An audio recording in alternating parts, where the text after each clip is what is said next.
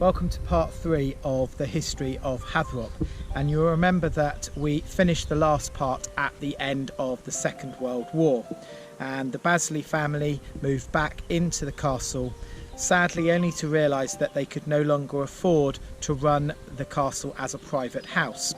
And so they went back to a relationship they formed before the war with Mrs. Theodora Fife, who, as you will remember, ran a school called Owlstone Croft School in Cambridgeshire. And as it happened, the lease on the school building in Cambridge was coming up for renewal, and the Bazley family decided to offer Mrs. Fife the lease of the castle. And so in 1946, Mrs. Fife relocated the school to Hatherop Castle and renamed the school from Owlstone Croft School to Hatherop Castle School. The emblem of the owl came with them, and that became the new logo for the school and for Hatherop Castle School, and that's when it started as a senior girls boarding school.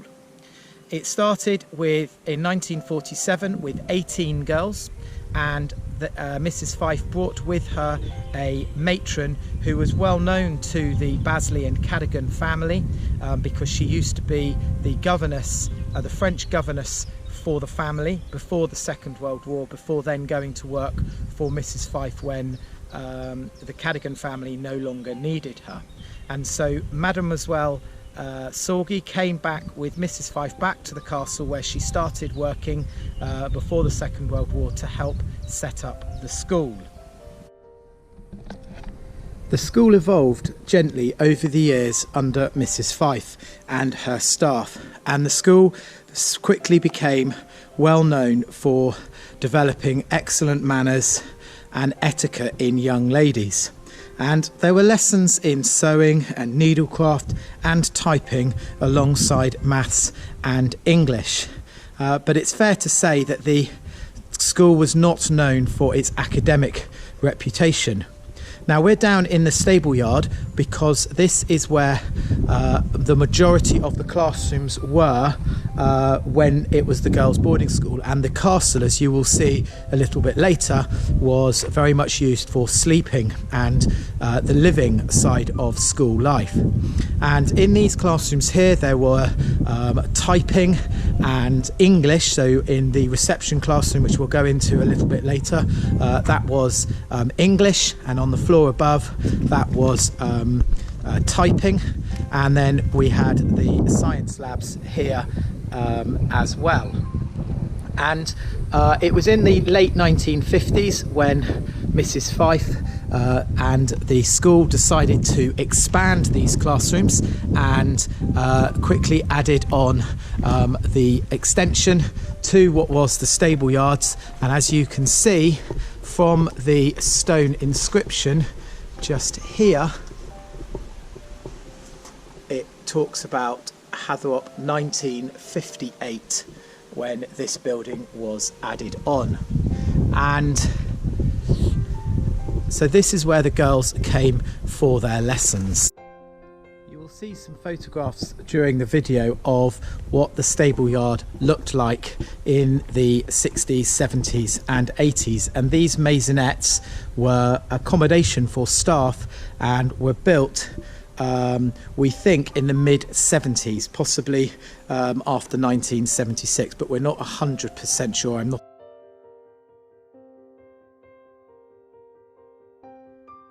And as we go through into the outside, where we've now got our PAC, our theatre building, there were 3 classrooms here. Again, in the photographs that will accompany the video, or will be within the video, you will see what the classrooms used to look like, and they were situated on the footprint of the theatre here.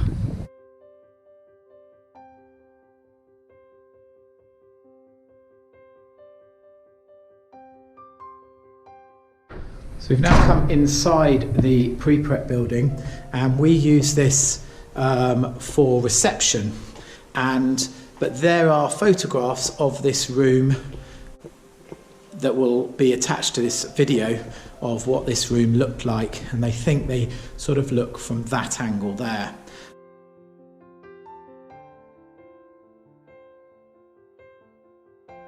Now you're going to have to excuse the tables and chairs. We're set up for the children returning.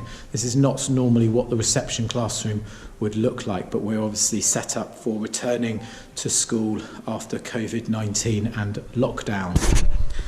And then on the other side of the stable yard, we're going to go up to the stairs here. This is now where we have year 2, but during the 60s, 70s and 80s, this is where there were typing and needlecraft. And so in here you'll see a photograph in a moment which will show what this room was looking like.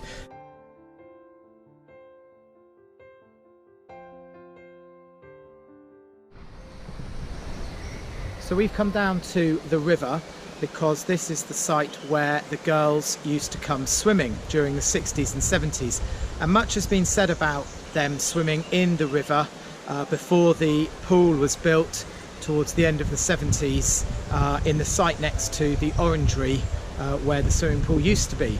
And as you can see, it's part of the river and would be very cold. And there's the waterfall at the end there, which the girls talk about as well. And this is where they would have swum.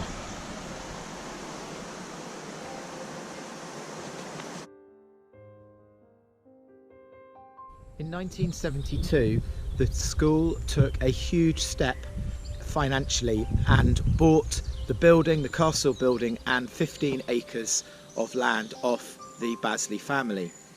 Dr. Pandora Moorhead, assisted by Mr. Michael Barraclough, became the headmistress and deputy head, and the girls at the time remember Mr. Barraclough for a distinctive yellow streak in his hair, and was constantly smelt of cigarettes.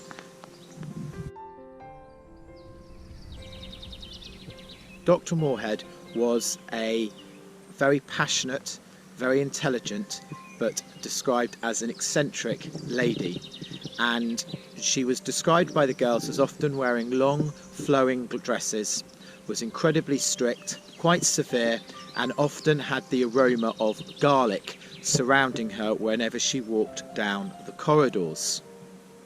She was an incredibly creative lady who wrote many books, plays and film scripts. She was born on the 11th of March 1928 and had 2 daughters, Annabel and Rosalind.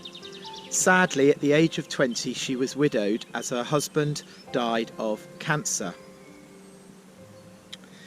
She had a career in medicine, and that's where the doctor comes from, not a doctorate in education, but a doctor of medicine. And following her career in medicine, she took a different direction and went into education. And she was a pupil at Owlstone Croft School with Mrs. Fife, and then when the school moved to Hatherop in 1947, her daughters came to the school and she became a parent. She later became a governor and then a teacher, and then, as I have described, in 1972 became the headmistress and principal of the school.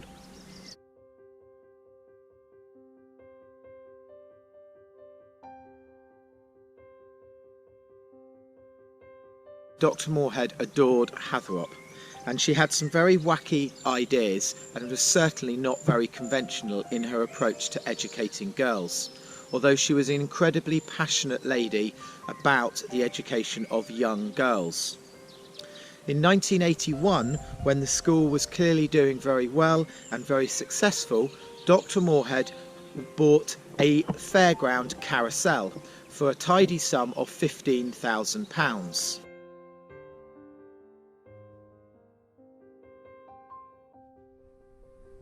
So this is where, on the back lawn, the carousel was positioned, and it was very fondly remembered by the girls.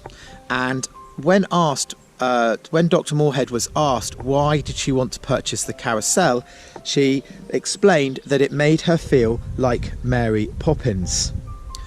And the girls' art lessons were often used to paint the horses that were on the carousel, and obviously it was used in recreation time and after school as well.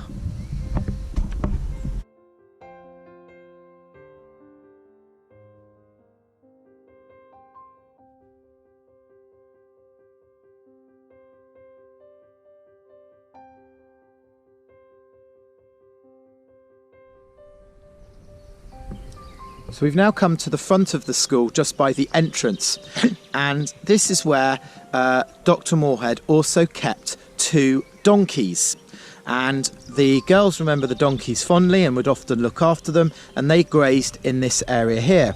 And the donkeys were called Tom Thumb and Tarquin, and later they had a foal who was called Tiberius. So as well as a fairground carousel, Hatherop Castle School also had 3 donkeys.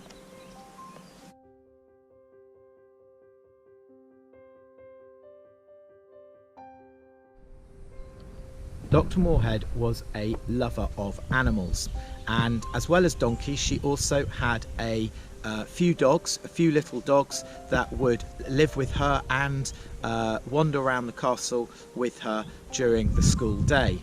And actually later on, after she retired from teaching and from being a headmistress, Dr. Moorhead became the president of the Cirencester branch of the RSPCA.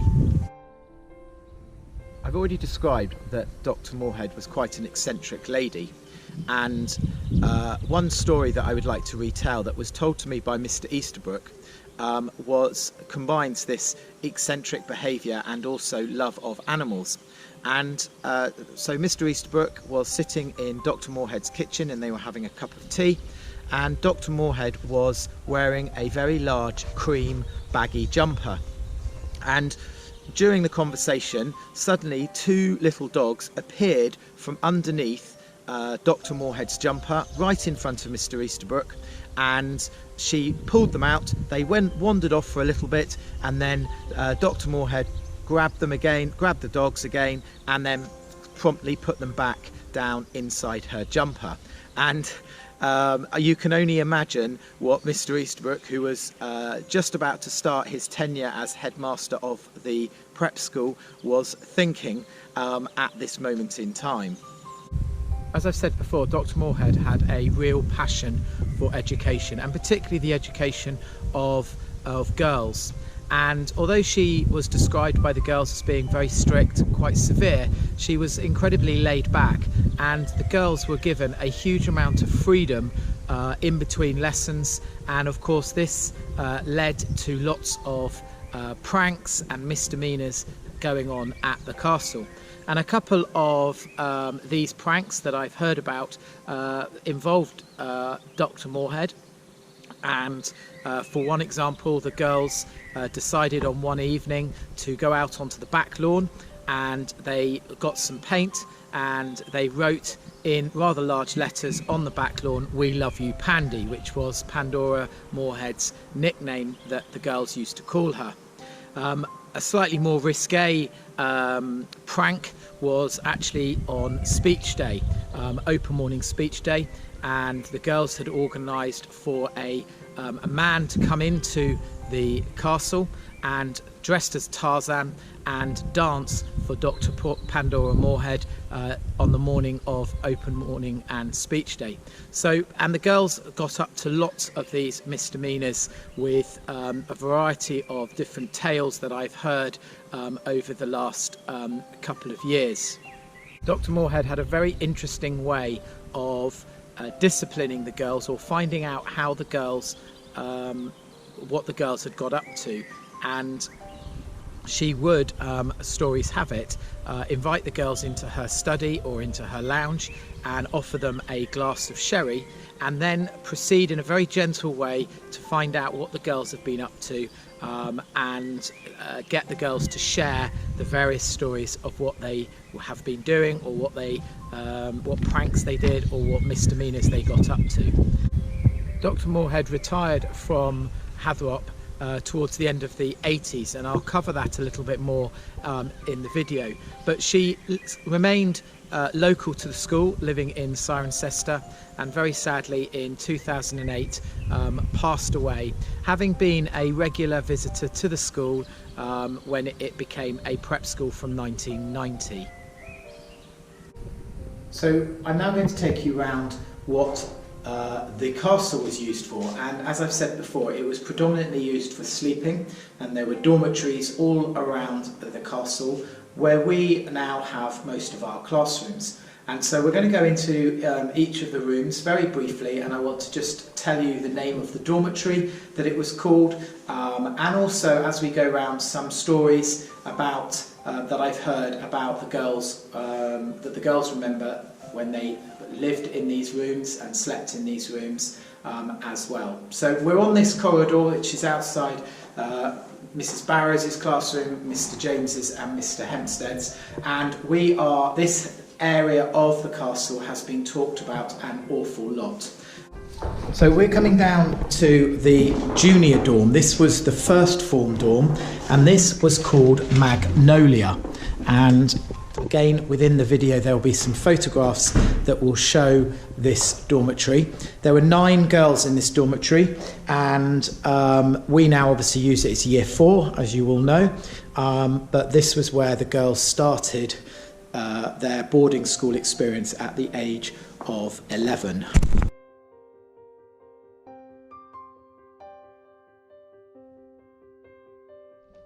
So next door to Magnolia was Stratton, and this is another year 4 classroom, as you know now.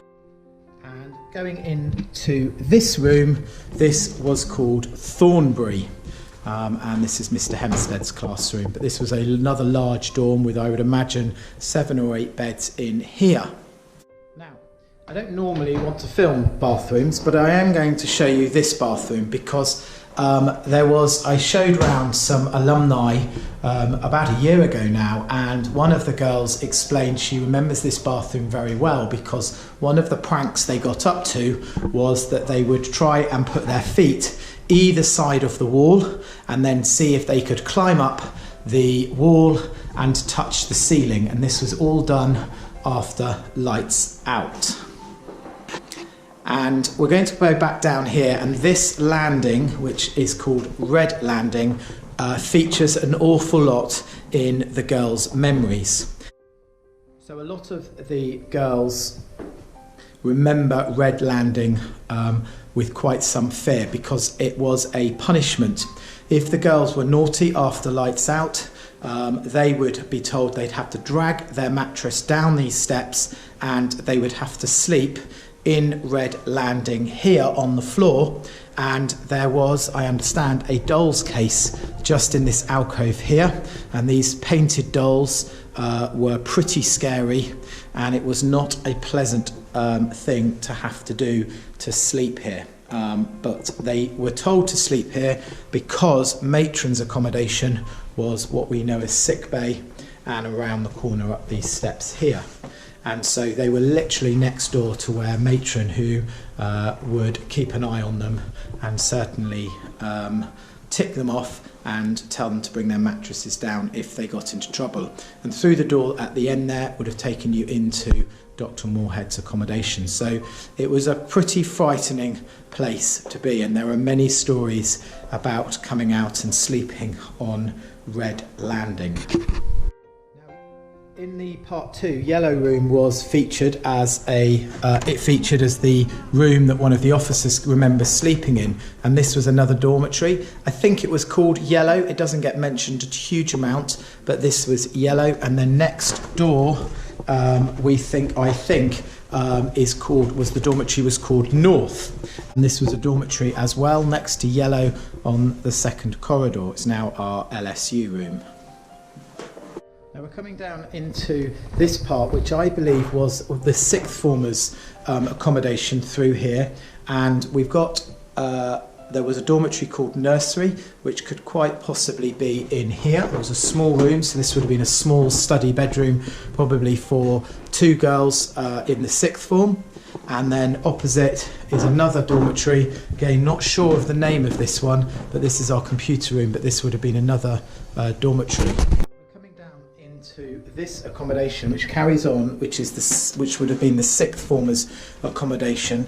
And there were a couple of dormitories along here, and they were called White and West.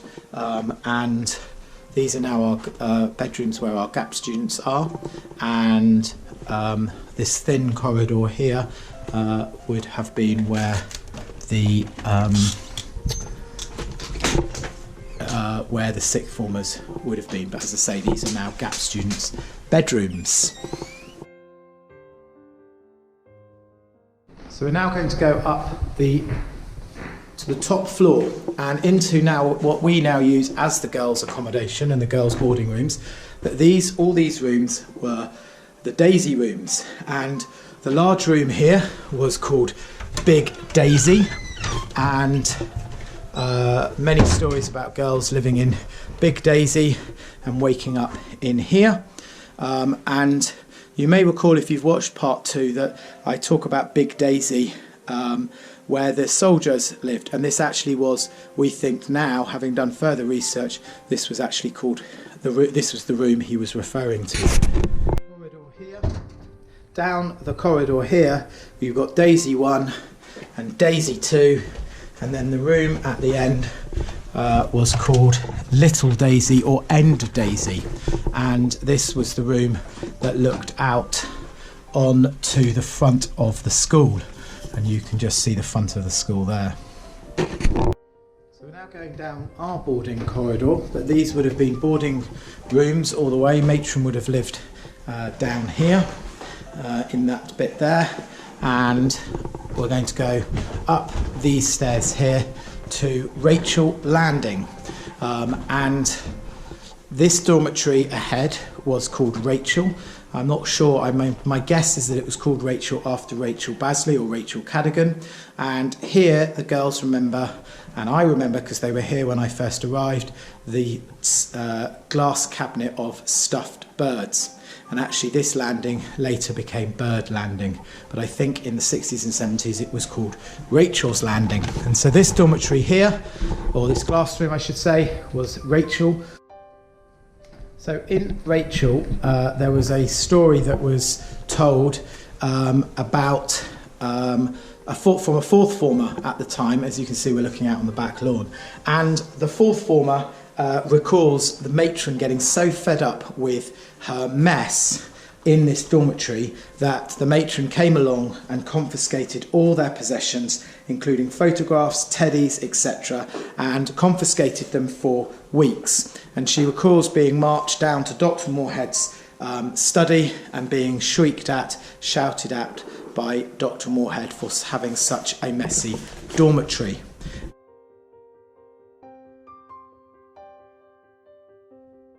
And next to Rachel, we had Centre, which was in the middle here. And this is now our Year 3 classrooms, but this was a dormitory called Centre. And next door, we'll go through the interconnecting door. This was called End. And it had the interconnecting door with Centre. Now, along this corridor here were more dormitories, and they were called Little Grove, Tolmere and Riversleys. And I'm not sure which room was which, but this quite possibly was a room divided in 2. We've now got this through as one room, but this could have been Little Grove or Tolmere or Riversleys. And then across the corridor here, we have another bedroom. This is the boys' rooms now, and this could have been one of those 3 rooms as well. And then the final group of dormitories were at the far end of the castle, and this is our boys' boarding house, but this room here I think was called Big Grove, and the dormitory next to it was called Little Grove. Now, a lot of the rooms that I've shown you were very much like that right up until the school became a prep school at the end of the 1980s. And we're just going to go up to Mr. Nish's maths room because this room was remembered by Mr. Easterbrook as the staff room towards the end of the 80s, when he joined the school and started that transfer from closing the senior school and opening the prep school. Here we are in Mr. Nish's room, and this was the staff room. So the Dr. Moorhead room, I don't think was called the Dr. Moorhead room in the 60s and 70s. I think it was later named that in honour of Dr. Pandora Moorhead. And this room obviously was an entertaining space, and there were many stories about balls with boys' schools. One story of a school called Bloxham, and the girls recall Bloxham coming over for a social in here. And next door in Mr. Page's classroom, which is empty at the moment because we are getting ready for welcoming some of the children back, this became the first form classroom when the school became a prep school. And again, you'll see a photograph of this classroom being used for younger children.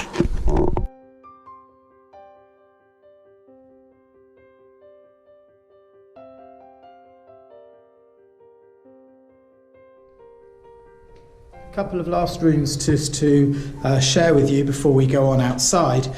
So this classroom here, Mrs. Houghton Brown's classroom, this was known as the laundry room, and this is where the girls used to come and collect their laundry on certain days from this room. And then next door, which is now our staff room, was also the house mistress's sitting room, and I'm sure very different then to how it looks now. So we've come outside and we're now up to the end of the castle, the part of the castle where the gym is. My understanding is the gym hasn't changed a great deal since the 60s, 70s. It was redone, new roof, new floor, etc. In the early stages of a prep school, and changing rooms there have been added on. But the biggest transformation really is this building here, which we now use as a tractor shed. But as you will see some photographs that will come through the film, this was the art room for quite some time, and although it's completely clad now as we're walking up to it, it's clad now in timber and black sheeting. Behind all of that timber there are glass windows, and this is where the art room originally was, until the art room moved to its current position, which is the orangery, and we're going to go and look at the orangery in a moment. So this was the art room, and then once the art room moved, it became changing rooms for the gym. So this was changing rooms before the changing rooms were built.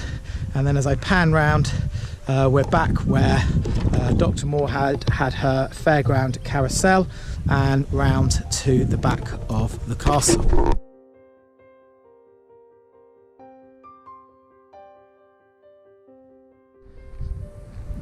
So we're now in the Italian gardens, and not much has changed here, although the circular flower bed there was a pond, and again you'll see a photograph of that so you can compare what it used to look like to what it looks like now. And the owl that is sitting on the top as we approach was a replica of the owl that used to sit outside Colne Manor, and may well have even come from Owlstone Cross School when Mrs. Fife moved here. And as I turn round, these flower beds here were used by the girls, and each girl had a separate section of this flower bed and used to grow some plants and flowers and vegetables perhaps in these flower beds as well.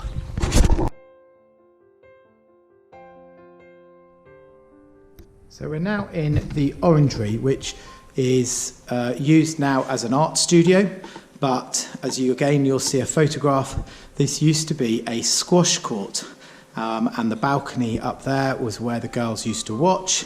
And even now, if you look, I'm going to point the camera at the floor, you will see the same floor, the squash court floor that was used at the time, and the wall that the girls used to hit the ball against is at the end there.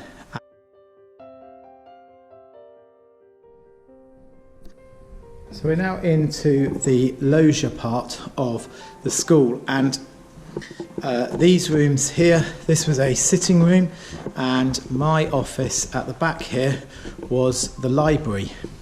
And again, there's a photo that you will be able to see of the girls working in the library.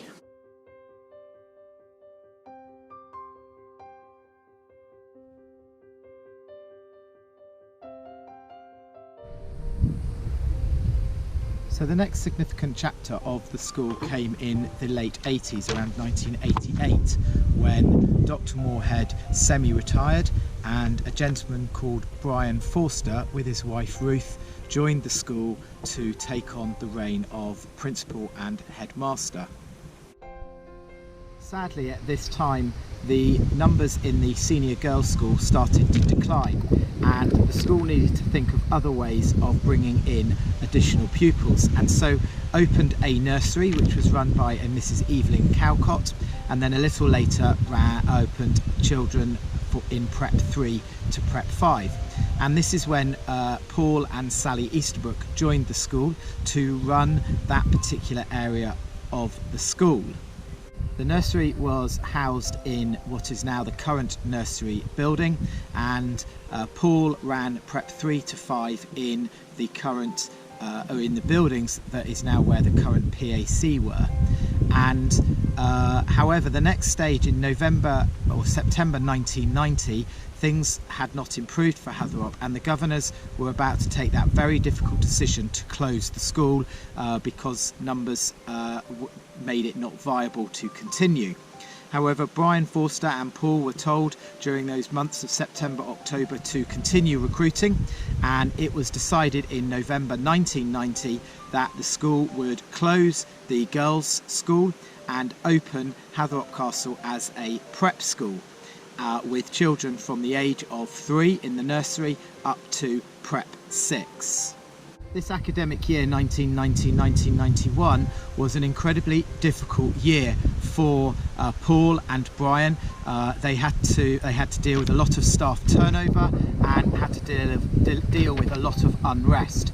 There were about 15 girls left from the senior girls' school that needed to move on and find alternative schools to continue their education, and a number of staff were asked to reapply for their jobs. So it was a very volatile and very unsettled period of time for the school. At the end of July 1991, Brian and Ruth Forster decided to move out and leave the school, and so Paul and Sally took on the running of the boarding house and the running of the school. Over the next couple of years, Paul and Sally gave the school some significant stability and gradually improved numbers as a prep school, and the school started to gain a much more stable position with pupils coming in and joining the school. And it was in 1993 and 94 when the school started to make some significant changes to the site, and it was then when the art studio that was in the tractor shed was then moved across to the orangery and replaced the squash court, and the changing rooms then went into where the art studio was in now the current tractor shed.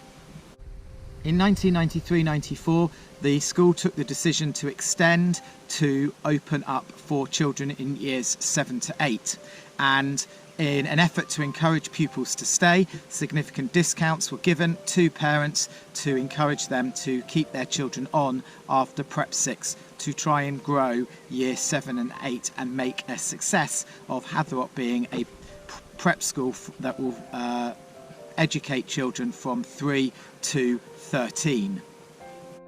It It was in the early 90s that Jenny Lay joined the school, starting off as a part-time geography teacher, and then later Paul was able to appoint her as his deputy head. And together with Paul and Sally and Jenny, they led the school into the new millennium and really developed the school into a thriving prep school of the area. During the period 2010 to 2014, the school went through a very tough period, as did many prep schools around the country. Numbers started to decline and the financial security of the school was very much in doubt. In 2014, the school was of interest by a group called Wishford Schools Group, and they were very keen to take over the property and the estate and the running of the school. And indeed, in 2014, or the late 2014, Wishford Schools Group bought Hatherop. After Wishford Schools took over, Paul and Sally, together with the board at Wishford, continued to develop the school, and the main objective was to raise pupil numbers. But with the financial backing of the group, the school was able to invest in the redecoration of classrooms and facilities around the site, and in 2015-2016 they added the theatre, the PAC, which was opened later that year. And following that, a couple of years later, the school opened their Astro, their new. At the end of the academic year 2016-2017, Paul Easterbrook decided to retire as headmaster of Hatherop Castle School, and his deputy Jenny Lay also decided that her time to retire had come as well. And so, after having served nearly 30 years as headmaster and deputy head, both decided to take a step away. Jenny into retirement and Paul into work as a consultant for the Wishford School Group, and he became Director of Compliance. In September 2017 was when I was appointed as headmaster, and together with the group we have continued to improve pupil numbers and hopefully the reputation of the school. So I hope you have enjoyed these three parts of the history of the castle, and it gives you an understanding of just how rich the history of this building, of this estate is. And of course, we very much hope that the castle as a school lives on for many, many, many more years into the future and continues to educate boys and girls in those early stages of education. I would just like to thank you for listening and watching these videos. I've certainly enjoyed putting them together, and I hope it will provide a lovely video history of the school and the site. But thank you very much for watching.